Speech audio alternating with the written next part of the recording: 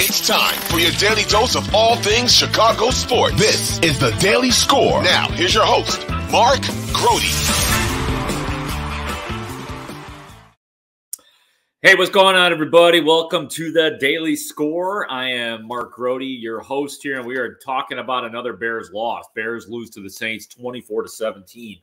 And what this really showed us, Bears fans, you still don't have a quarterback. You know, there was that little piece in your brain, my brain too, like, maybe we'll get that rookie magic from Tyson Bagent. Maybe we'll get one of those obscure guys and he'll go out there and overperform.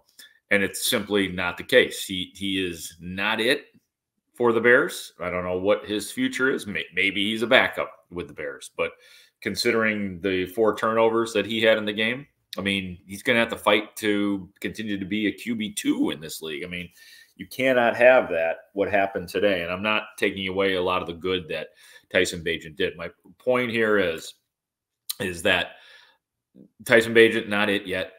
Justin Fields, I'm very skeptical. You know that I'm hanging on to the Denver and Washington games, both of which Fields performed pretty well. I know that things got dusty towards the end of the Denver game, and they lost that game.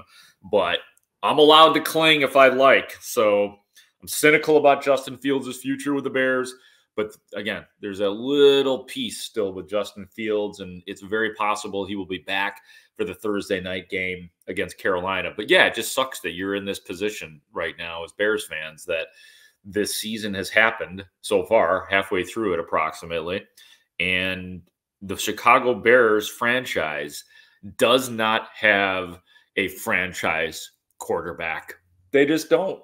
They don't, and that's what was clinched today. There was a lot of evidence last week for Tyson Bagent that he ain't it, and it really shined through late in this game. The Bears lose to the Saints 24-17.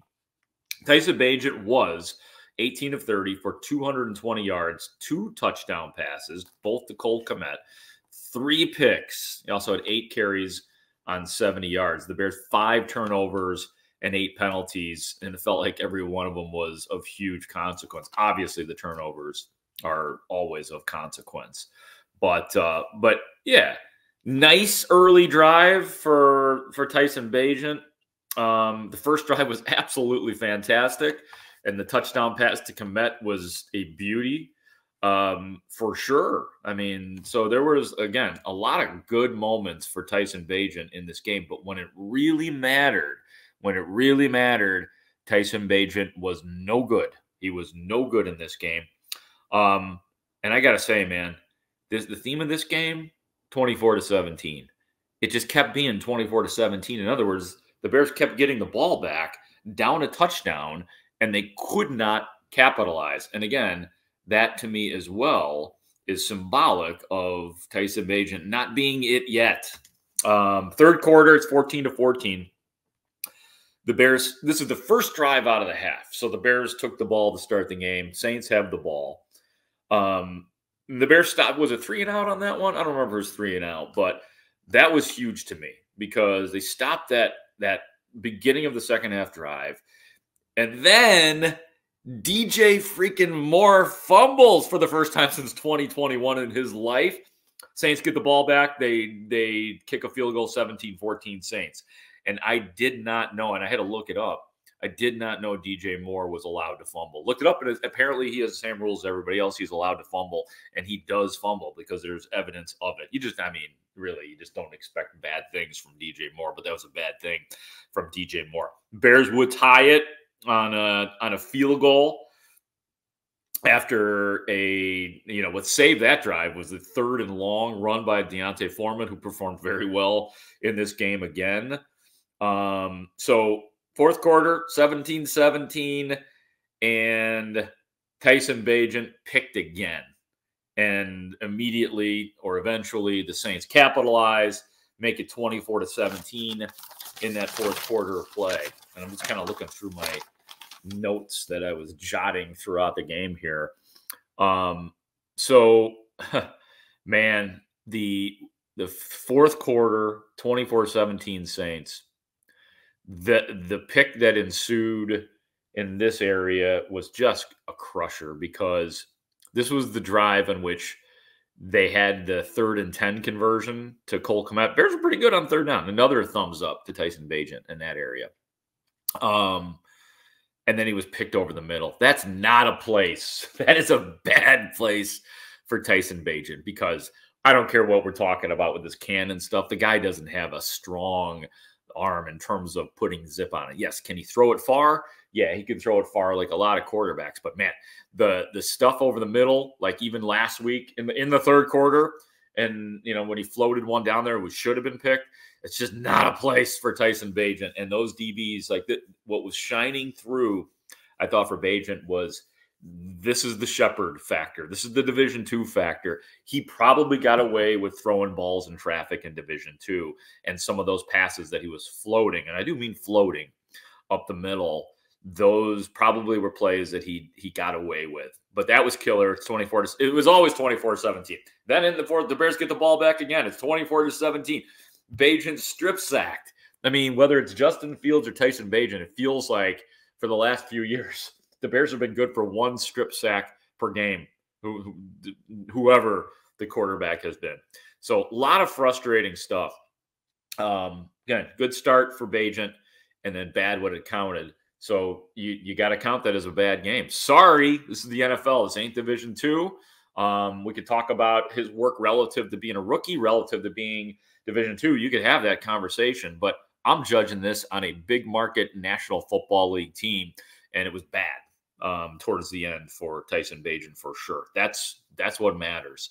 A few other things to point out, and not all of this is going to be bad. Darnell Mooney got on the board, so to speak, had one of his bigger games this year. As a matter of fact, probably yardage-wise, it was his biggest game. 5 catches for 82 yards. He was definitely a part of things. Cole Kmet, like you said, the 2 touchdowns, he was excellent. 6 catches, 55 yards, the 2 TDs. Deontay Foreman continues to be really good with the carries that he gets. 20 carries, 83 yards on the day. Nothing but good from Deontay Foreman. Defensively, Jack Sanborn, I thought, had one of the best games out there for the Bears, making 7 tackles, and a lot of them big tackles, too. Sometimes you just get a tackle. There were a lot of really good tackles for Jack Sanborn. TJ Edwards, double-digit tackles again. He had 10 of them. Montez Sweat, making his debut for the Bears, had a couple of tackles, came close to getting the quarterback at one point in time. So give that man a hurry as well, as Sweat does play in his first game. If you didn't see it too, Braxton Jones was out there getting some time at left tackle. Larry Borum played too, so there's a bit of a rotation going on at times. I'll get the snap count eventually.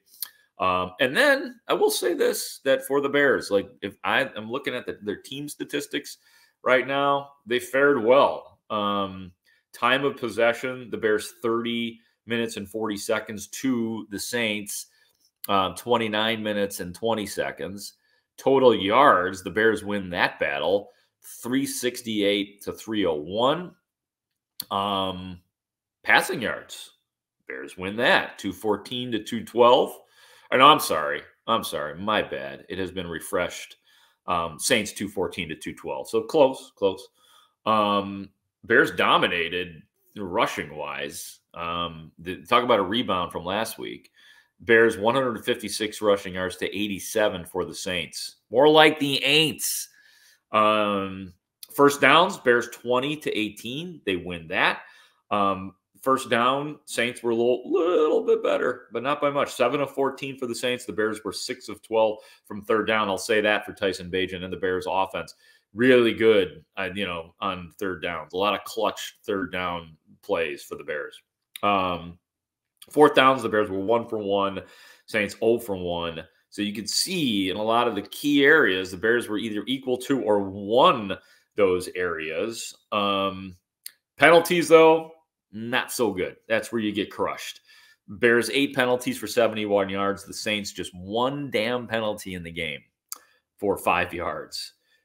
I will say this, though, for the Bears, the relative to last week, not nearly as sloppy with, even penalties and tackles and all that. So a better overall game for the Bears in every category, but not enough to win.